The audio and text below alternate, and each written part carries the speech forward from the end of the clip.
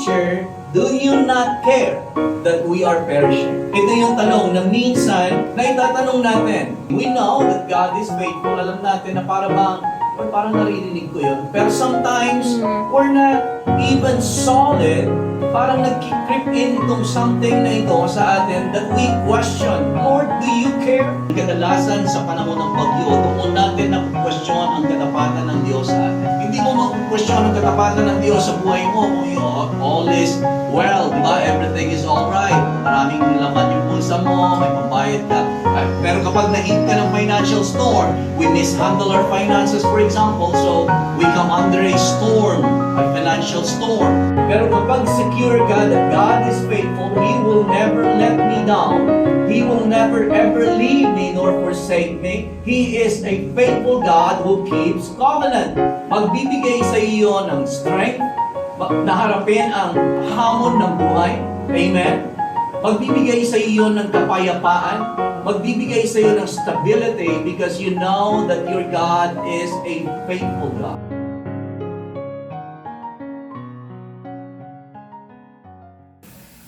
Praise the Lord. I want to talk to you today.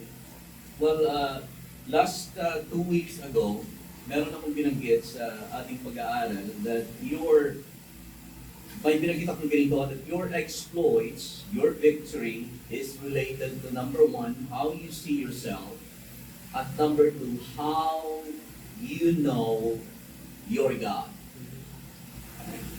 Paano mo nakikilala ang Diyos? In Daniel chapter 11, verse 32, it says, those who do wickedly, ito yung prophecy ni Daniel doon patungkol sa the last days.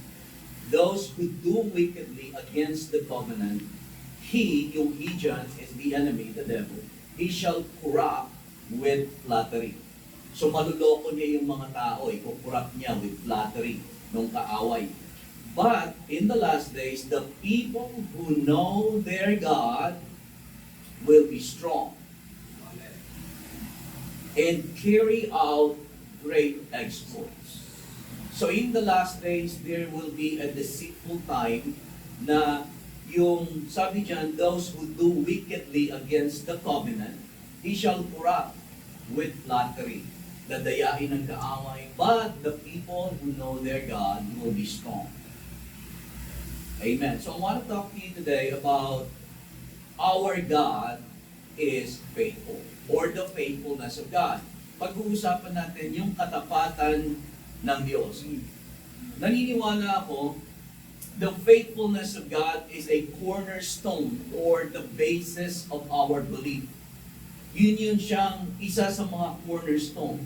Tatagalogin ko, ang katapatan ng Diyos ay isa sa mga sandigan ng ating pananampalataya at pagtitiwala. Kung kilala natin ang katapatan, kapag naunawaan natin ang katotohanan ito na ang Diyos ay matapat, magbibigay ito ng katiyakan at kapanatagan natin sa buhay na ito, sa anumang season ng buhay. Right? Alam niyo na katulad ng nakaraang linggo, malakas ang ulan, hindi po ba? I felt there is a change in season. So, nagkakaroon ng pagbabago ang panahon. Right? At sa bawat panahon, ang nais ng Panginoon sa atin is that we may be strong. May season man ng tag-init sa atin at tag-ulan, tag-araw o tag-ulan, yun yung season sa atin. Nananatili tayong matatag, malakas, ano man ang season ng buhay. And that is, I believe na kung tayo ay kilala natin ng ating Diyos, doon nakasandig, doon nakasalalay o nakabase ang ating pananampalataya at pagtitiwala sa Kanya. At kapag naunawaan natin ito, again, ulitin ko, tayo ay magkakaroon ng kapanatagan sa buhay, magkakaroon tayo ng katiyakan, assured ka, na ano man ang mangyari sa buhay, halimbawa, you can be sure that God, you will never let me down. You are faithful. That is, if we are strongly established in that nature and character of God, that God is a faithful God.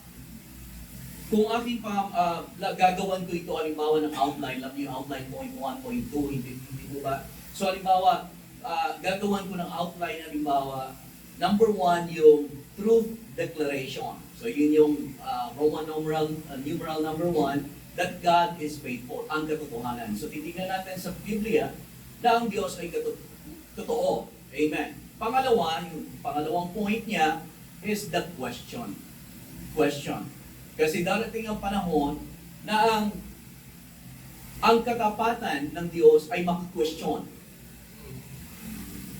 Maaaring sa buhay natin, may mga panahon maaari sa buhay ninyo na naki-question din ninyo ang katapatan ng Diyos. Na maaaring, Lord, bakit ganito ang nangyayari sa akin? Lord, bakit yung prayer ko hindi nasasagot? Lord, bakit ganito? Bakit ganito? So, minsan nagkakaroon tayo ng mga question. And that questions na maaaring, we're established. Established tayo that God, you are faithful. Right? Pero minsan parang nagsisneak in itong, Lord, kung faithful ka, bakit ganito? Right? So the question. And then, yung pangatlo, titignan natin yung the vindication na tinatawag o sa Tagalog, ang pagpapatunay na ang Diyos ay matapat. Amen? So, okay po ba sa inyo yan? And then, magkakaroon tayo na conclusion. Yan yung parang pinaka-outline. So, tignan na muna natin yung katotohanan, truth declaration, ang katotohanan that God is faithful. Na ma-establish natin sa ating puso. You know, it's one thing to read the scripture, one thing. But it's another thing to believe on the scripture. Amen? Ulitin ko ulit, it's one thing to read the scripture, and it's one thing to believe the scripture. Yung paniniwala mo sa salita ng Diyos. Paniniwala mo na yung salitang yan ay totoo. Tingnan muna natin ito, establish natin Deuteronomy chapter 7 verse 9. Deuteronomy chapter 7 verse 9, therefore know that the Lord your God, right? He is God, the faithful God.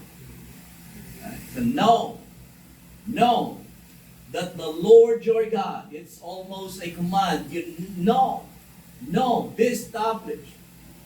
Know that the Lord your God, He is God, the faithful God, who keeps covenant and mercy for 1,000 generations for those who love Him and keep His commandments. So there you go. Know that the Lord your God, He is God, the faithful God. Amen. Thank you, Lord. Lord, I thank you that I know you as you are God. You are the faithful God. Amen. I don't judge you, Lord God, based on my circumstances. I don't judge you by what's going on around me. Lord, I don't judge you based on what's happening in my life. But Lord, I judge you that you are the Lord your God. I know you are God. You are the faithful God. Amen.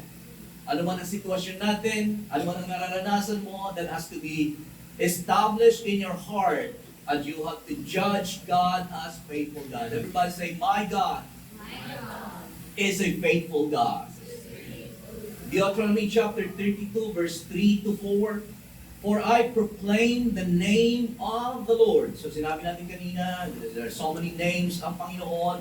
Right? He is Jehovah Nisi, our banner. He is Jehovah Rapha, our healer. He is Jehovah Jireh, our provider.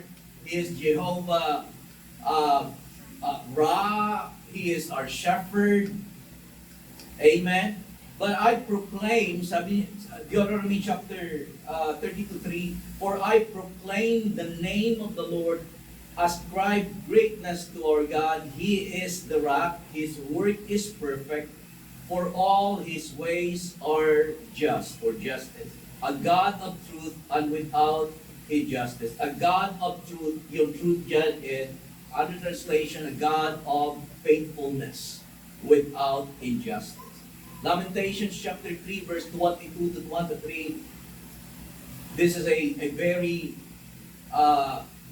beautiful verse, although yet familiar verse, but a very beautiful verse. Lamentations chapter 3, 22 through the Lord's mercies, we are not consumed. Thank God. And the reason why we are alive every day, strong, na mayroong buhay sa atin, mayroong hininga, right? Merong araw na nagkukonsume sa atin, merong air na nahihinga tayo. It is by the Lord's mercy that we are not consumed.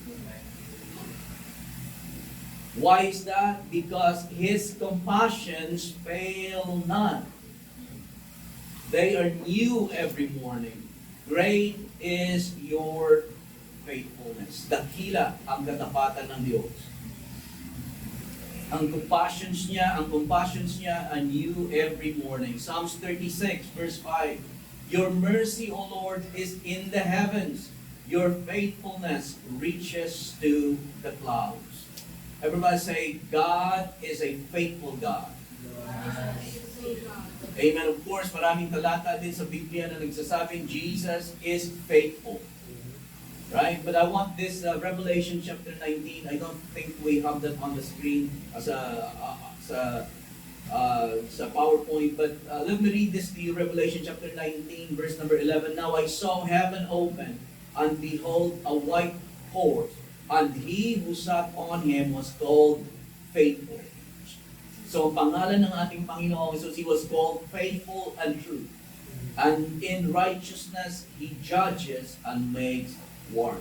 Psalms 33 verse 4 up to 5, for the word of the Lord is right, and all His work is done in faithfulness. Amen.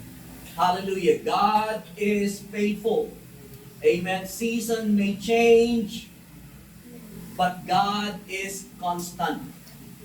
Season may change. Kahit sa buhay natin, di ba, mayroong mga season, parang palagay natin sa, nung tag-init, paypay, ay ng paypay, paypay ng paypay. Right? So iba ang ginagawa natin doon sa season na yun, paypay ng paypay. Pag tag-ulan naman, right? Suot tayo ng suot ng mga kapal ng damit, kumot tayo ng kumot. Right? Season. But seasons may change, but God remains constant. He never changed. Amen. Yun yung truth declaration. Marami pang, of course, mga scriptures na magpapatunay na ang Diyos ay matapat. But let's go to the second point natin, which is yung pagtatanong. Tingnan natin ang Mark chapter 4, verse number 35. I want to start there. Mark 4:35 to 39.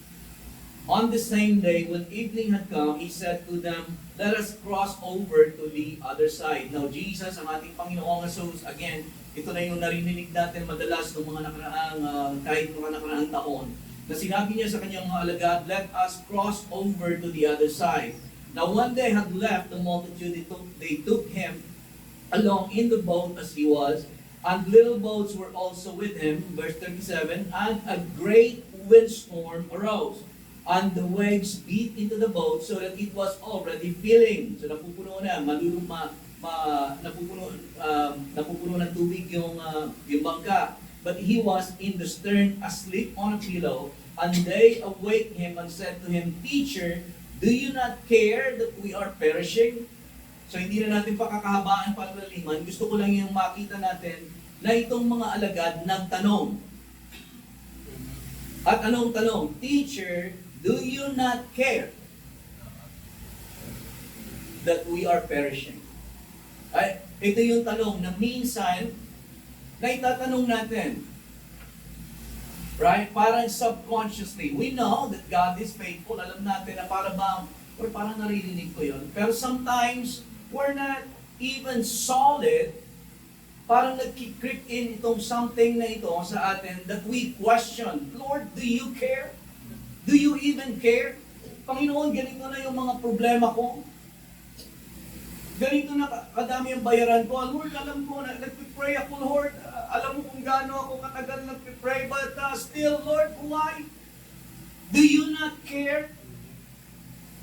Nakakapagtanong tayo ng ganon, hindi po ba? If we're honest, if we are to be honest with ourselves, amen. Nagkikreep in minsan kapag hindi ka established doon sa katotohanan that God, and sometimes, we are in a good battle of faith. Amen. Uh,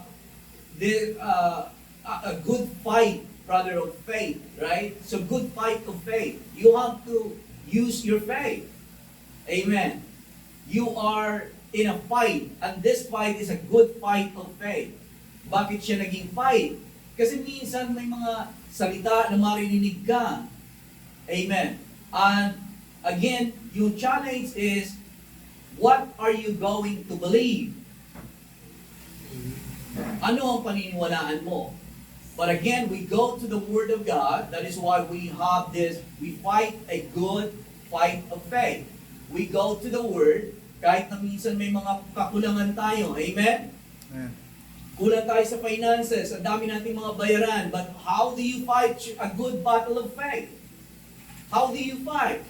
Lord, God, you will supply all of my needs according to your riches in glory by Christ Jesus.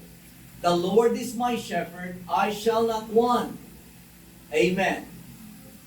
Amen. Hindi mo pababayaan yung mga negative na pumapasok sa'yo, wala nang mangyayari dyan. Lulubog ka ng lulubog dyan. Tingnan mo dati, ano lang yung utang mo ngayon, ganyan. Ay, tingnan mo itong negosyo mo, tingnan mo itong trabaho mo, saan mo kukunin niya? No, you stand. Amen. And say, the Lord is my shepherd. Amen. God is faithful. God will provide. Amen. Amen po ba? See, kapag tinitignan na natin ngayon ito, parang, Lord, paano ko may apply yan sa buhay ko?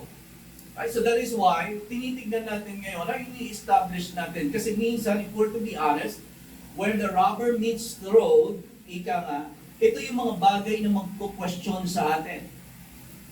Amen? Na minsan, hindi natin na-deal. Amen? Napapabayaan lang natin. But doubt sneaks in. At kapag nag-question na tayo, unti-unti na parang naki-question na natin ang lahat sa Diyos. Maging yung ating eternity, naki-question na natin. Kung secure pa ba ang ating eternity? Well, this is because the faithfulness of God is the basis or the cornerstone of our belief. Amen. Ang paniniwalang ito, ang magpapatibay, at alam na alam mo, at kapag nawala mo yung pagtitiwala sa Diyos that He is faithful, malulose mo yung joy mo. Amen. Malulose mo yung peace mo. Amen. Pero kapag secure ka that God is faithful, He will never let me down. He will never ever leave me nor forsake me. He is a faithful God who keeps covenant. Amen. Magbibigay sa iyo ng strength na harapin ang mga hamon ng buhay. Amen. Magbibigay sa iyo ng kapayapaan. Magbibigay sa iyo ng stability because you know that your God is a faithful God. Amen. But again, sometimes nag-creep in sa atin itong question, Lord, Teacher, do you not care that we are perishing? Sa mga nararanasan natin minsan, nararanasan natin yung mga bagyo halimbawa. Kapag naranasan natin, we tend to judge God based on what's happening to us or around us. So, nadja-judge, katulad nito halimbawa, ginudge, do you not care, Lord? Hindi, wala ka bang pakialam sa nangyayari sa amin? Even though nandoon yung presence ng Panginoon, nakakalimutan natin yung kapangyarihan ng Diyos, nakakalimutan natin yung presensya ng Diyos, nakakalimutan natin yung pangako ng Diyos. Right? Tatlo yun na dapat nating tandaan. Presensya ng Diyos, right? Ang pangako ng Diyos, ang kapangyarihan ng Diyos. Right? Nandoon yun. But we tend to forget kasi nga meron tayong mga nararanasan sa panglabas. Amen.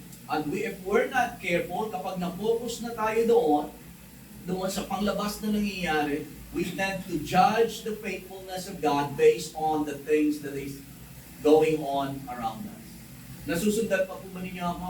Katulad na halimbawa, kung may mga problema tayo, di ba, nag-judge na, Panginoon, kung faithful ka ba, bakit ganito ang nangyayari? Why not you come to my rescue? Ba't hindi ko maranasan, Panginoon? Yan ang pagliligtas mo. We tend to question. Kadalasan sa panahon ng bagyo, doon natin na-question ang katapatan ng Diyos sa atin. Hindi mo mag-question ang katapatan ng Diyos sa buhay mo kung all is well, di ba? Everything is all right. Maraming laman yung pulsa mo, may pambayad ka, alam mo may savings ka, may pambayad ka sa bangko, alam mo secure ka. Pero kapag na-hit ka ng financial storm, and in this storm, during this storm, dito sa panahon na ito, doon na tayo nakakapag-question. Amen. Sa panahon ng bagyo, doon natin ang question ang katapatan ng Diyos. We tend to judge God according to our environment, our circumstance, what is happening to us and around us. May isa pang scripture na nais kong dalhin. Ito yung Exodus chapter 3. Exodus chapter 3 verse 6 to 8. Moreover, he said, nagpakilala ang Diyos sa kanya. Ang sabi ng Panginoon sa kanya, ng Diyos sa kanya, moreover, God said, I am the God of your father, the God of Abraham, the God of Isaac, and the God of Jacob. At maaaring narinig na ninyo ito, nire-remind ko sa inyo, ano ang ibig sabihin na ito na sinabi ng Panginoon, I am the God of Abraham, the God of Isaac, and the God of Jacob. Ibig sabihin niya that I am a personal God. Amen. He is a personal God to Abraham, to Isaac, to Jacob, and He is your personal God. He is personal to you. He knows you by name. Amen. Hindi siya distant God that He doesn't care about you. He is the God of Abraham, Isaac, and Jacob, the God of Joben, the God of Ben. Amen. He is a personal God. Pero may pinapakita pa yan that sabi niya, the God of Abraham, the God of Isaac, and the God of Jacob. Meaning to say that I am the faithful God. Na yung covenant ko kay Abraham, tinupad ko. Tinupad ko kay Isaac, tinupad ko kay Jacob. At along the line, my covenant I will not break, nor alter the words that has gone out of my lips. Right? So sinabi niya, nagpakilala siya. At sinabi niya, pagpapatuloy, ang sabi niya, and Moses hid his face, for he was afraid to look upon God. Verse 7, and the Lord God said, sinabi ng Diyos, I have surely seen the oppression of my people who are in Egypt. Nakikita ko, I have surely what? Seen the oppression of who? Of my people in Egypt, and have heard their cry because of their taskmasters, for I know their sorrow. So minsan, nagtatanong tayo, Lord, do you not care? Sa mga nararanasan namin sa buhay, Panginoon, ito bang nangyayari sa amin? Wala ka ba na? Do you not care that we are perishing? Ito ang sagot ng Panginoon, I have seen, right, the oppression. Nakikita ko ang kalagayan nyo. I heard your cry. Amen. And I know their sorrow. Naintindihan ko, nauunawaan ko, I can sympathize with your weakness. Amen. Nakikita ko. Because He is a personal God. He is a true God. Sa sitwasyon mo sa ngayon, kahit na minsan meron tayong pagtatanong, hindi ko ba? Amen. Hindi tayo, kumbaga, ang Diyos ay matapat sa buhay natin na kahit we are in that level, the Lord, at hindi naman masamang magtanong sa Panginoon. Amen po ba? Narito pa po ba kayo? Hindi magtanong sa Panginoon, what is going on here, Lord? Where did I miss it, Lord? Amen. At kahit na nga minsan nagtatanong tayo, Panginoon, bakit ganito? Bakit hindi kita, Lord, parang hindi kita maranasan, hindi kita nararamdaman? There's nothing wrong with that. At least we are being honest with God. Amen? And kapag sincere ang katanungan ng Panginoon, natin sa Panginoon, sasagutin tayo ng Panginoon. Pagka sincere tayo, amen? Sa buhay natin, Alam ng Diyos ang nararanasan mo, nakikita ng Diyos, alam niya ang kalagayan mo. Amen? At anong ginawa ng Panginoon? Sabi niya, so I have come down to deliver them out of the hand of the Egyptians. Amen. Gumawa ang Panginoon ng paraan. Question. Maaaring tayo, yun na nga, na babanggit ko, maaaring tayo nakakapag-question minsan. But that has to be settled in our hearts. And even in the last days, 2 Peter chapter 3, verses 3 to 4, even in the last days, knowing this first, sabi ni Peter, that scoffers will come in the last days. Mga scoffers, mga mandalait. Scoffers will come in the last days, walking according to their own lust, and saying, ito yung mga sinasabi nila, where is the promise of His coming? Saan na yung pangako ng Diyos ng kanyang pagbabalik? Akala ko ba? Pero nasa na? For since the fathers fell asleep, all things continue as they were from the beginning. But again, scoffers will come. Kasi yun yung sinasabi natin kanina, binasa natin sa Daniel, that the enemy will try to question the character of God sa buhay natin. Yun yung titigtigin niya, sisirain niya ang katapatan ng Diyos. Kasi kapag yun ay nasira niya ang character ng Diyos, that the Lord, He is true to His Word. He is a faithful God. Tinutupad niya ang lahat ng kanyang pangako. Kapag yun nasira, nabasag, ito ay parang maglalagay din ng question doon sa eternal security mo. Amen. Nasusundan po ba ninyo ako? But if you are established in the truth that God, you are a faithful God. You are a covenant keeper. You never break a promise. You will always come to my rescue. You will never leave me, nor you will ever forsake me. You are the God who cares. You are the God who sees. You are the God who hears. You are the God who sympathizes. You are the God who cares for me watchfully. Amen. And cares about me affectionately. But where is, ito yung question, where is the promise of His coming? Manggagaling siya sa mga scoffers, questioning the integrity and the character of God.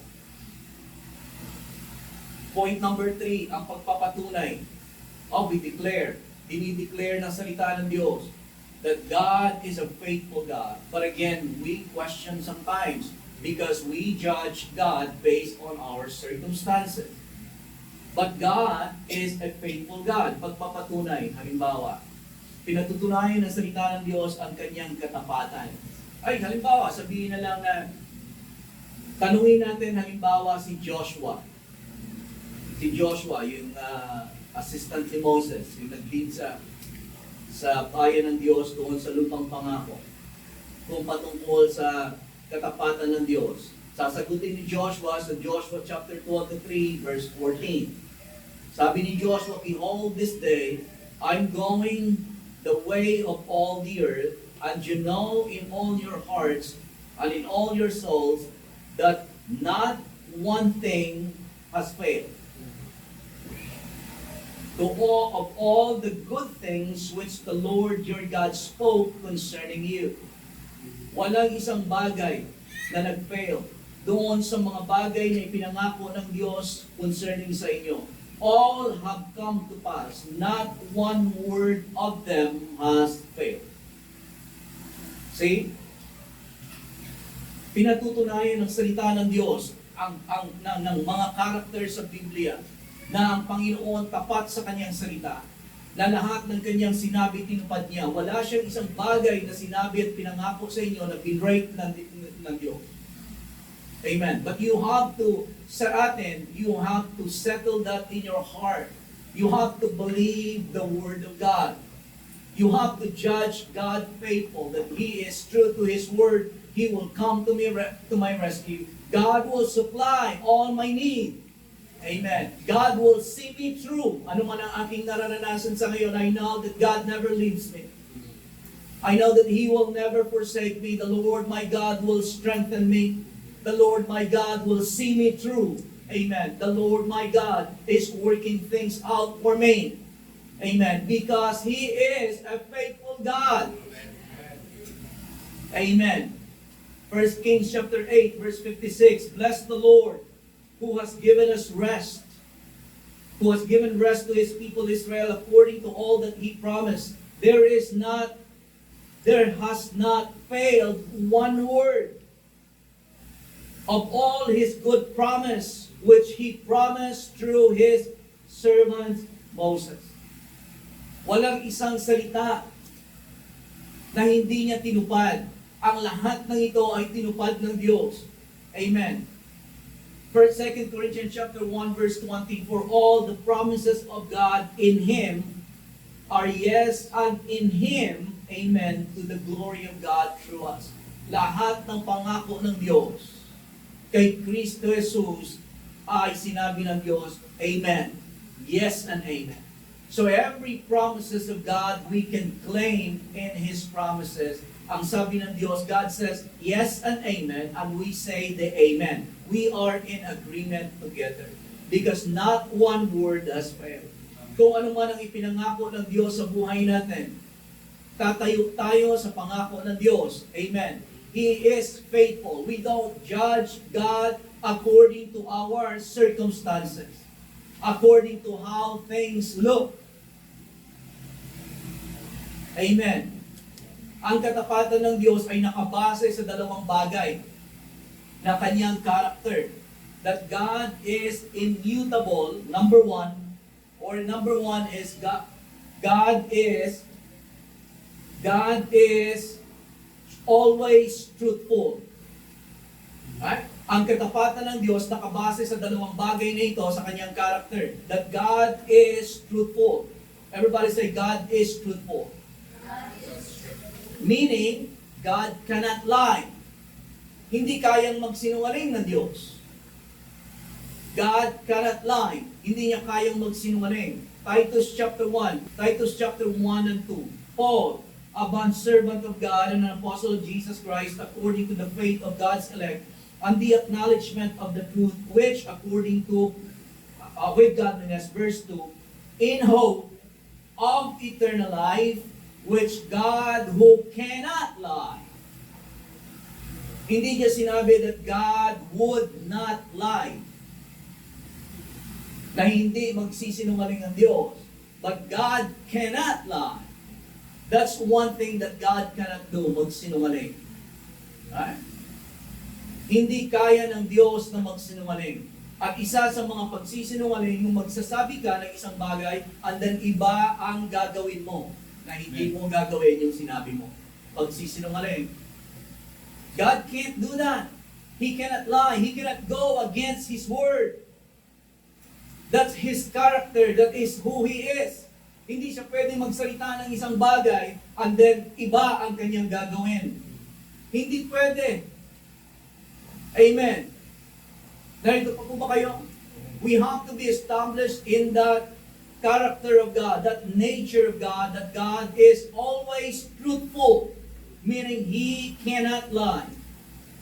Hebrews chapter 6, 17 to 18. Thus God, determining to show more abundantly to the heirs of promise the immutability of His counsel.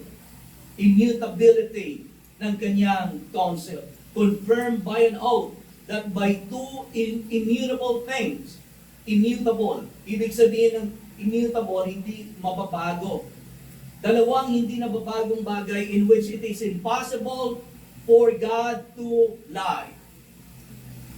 Amen. Impossible for Him to lie.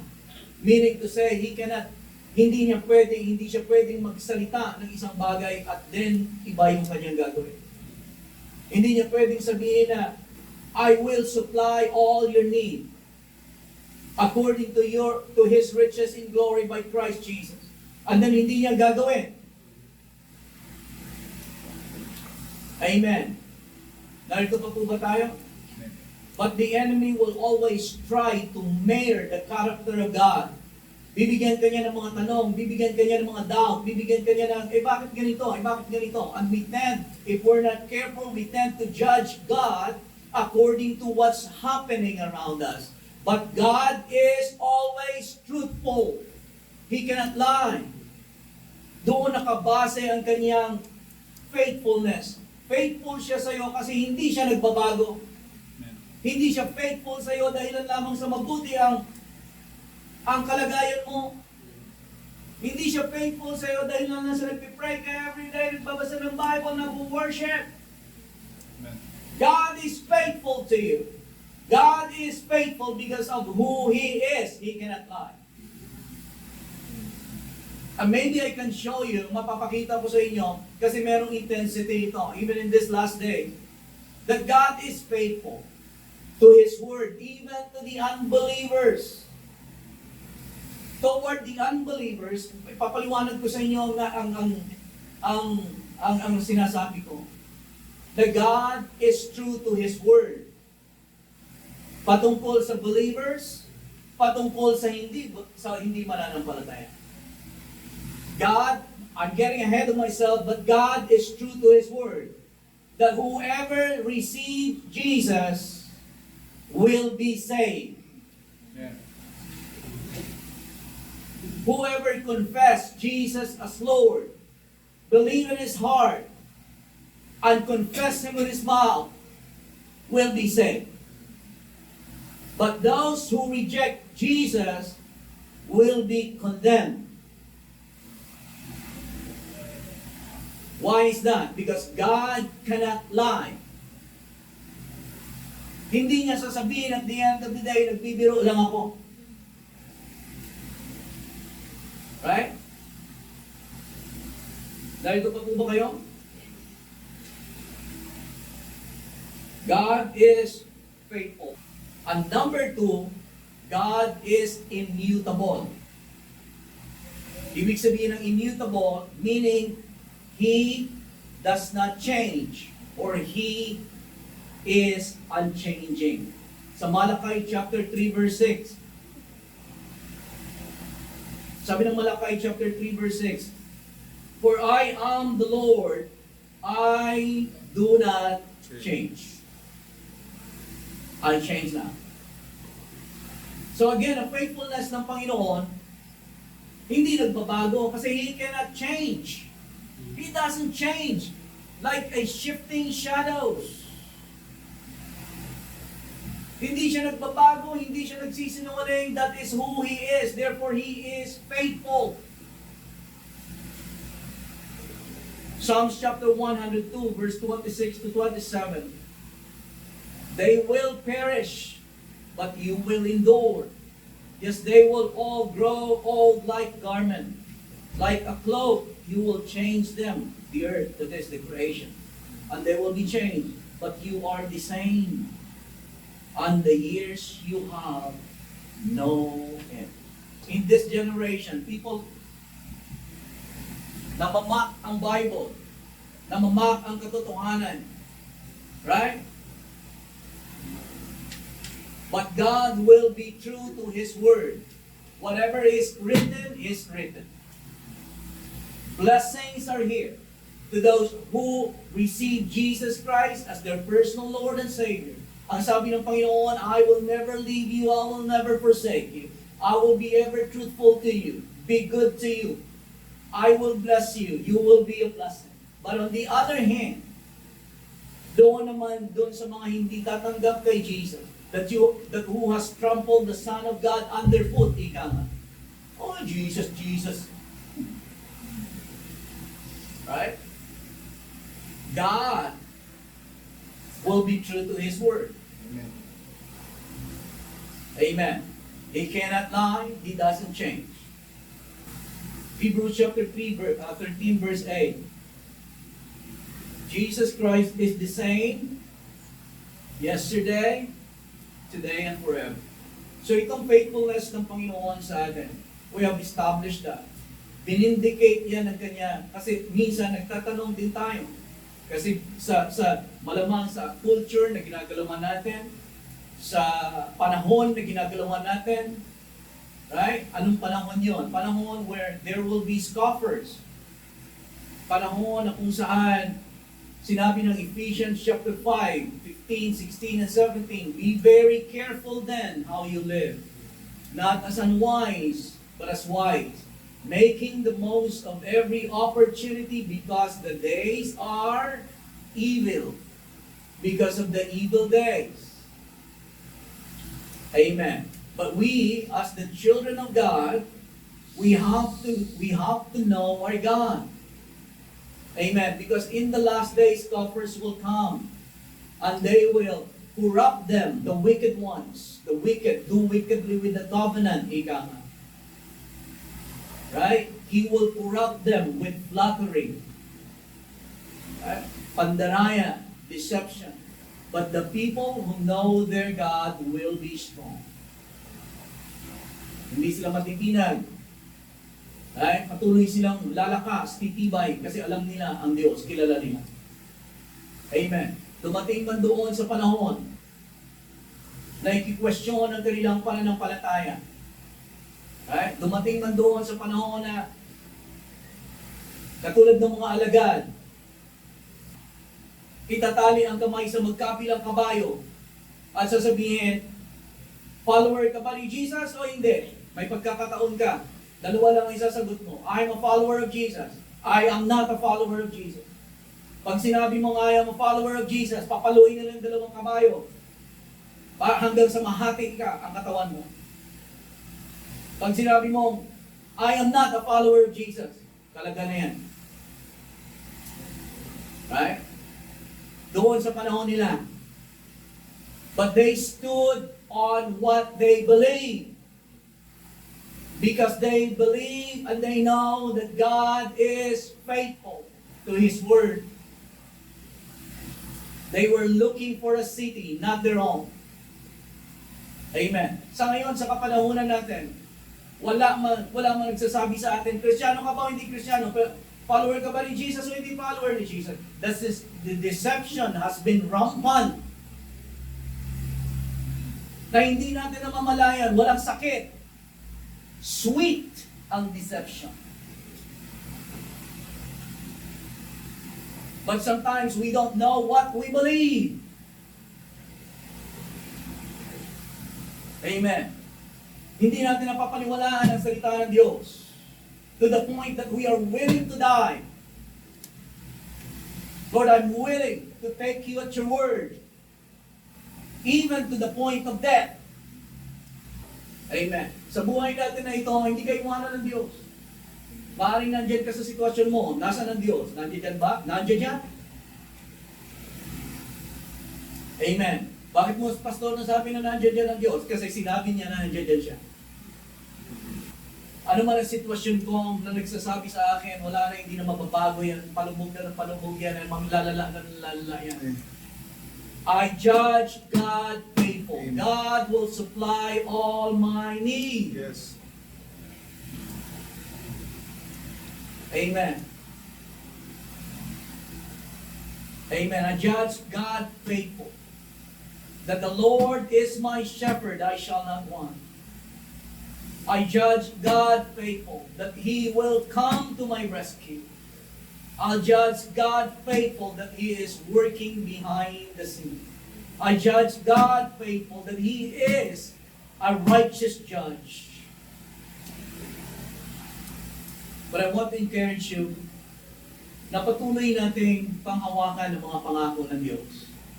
Hebrews chapter 10, verse 35 to 39, therefore do not cast away your confidence. Huwag niyo itapon ang confidence niyo. Na parang white towel na. Lord, di ko na kaya.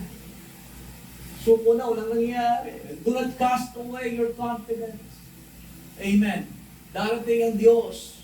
Makikita mo, He is an on-time God. Amen. He makes a way where there seems to be no way.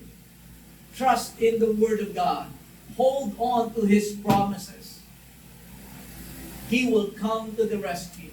Whatever our situation right now, whatever it may be sa ngayon, ang kalagayan natin, it seems impossible to get out. But God is true to His promise. Amen. Do not cast away your confidence, which has great reward. For you have need of endurance, so that after you've done the will of God, you may receive the promise. For yet a little while, He who is coming, what's the next word? Will come. Amen. For yet a little while, He who is coming will come and will not tarry. Now the just shall live by faith, but if anyone draws back, my soul has no pleasure in him. Verse 39, but we are not of those who draw back. We are not of those who draw back. Maaaring tayo ay nahihirapan, but we will not quit. We will not quit believing God, that God, you are faithful. Amen. Because God is a faithful God. He is true to His word. God is truthful. He cannot lie. God is immutable. He does not change. At He will be faithful in your circumstances. Ano man ang nararanasan natin sa ngayon, hold on to the Word of God. God will come to the rescue. Amen. Because He is a faithful God. Amen. Ano man ang pinapanampalatayanan mo sa Panginoon concerning your family, concerning your children. Amen. Don't give up. Amen. God will come to the rescue. God will prove Himself faithful. Amen.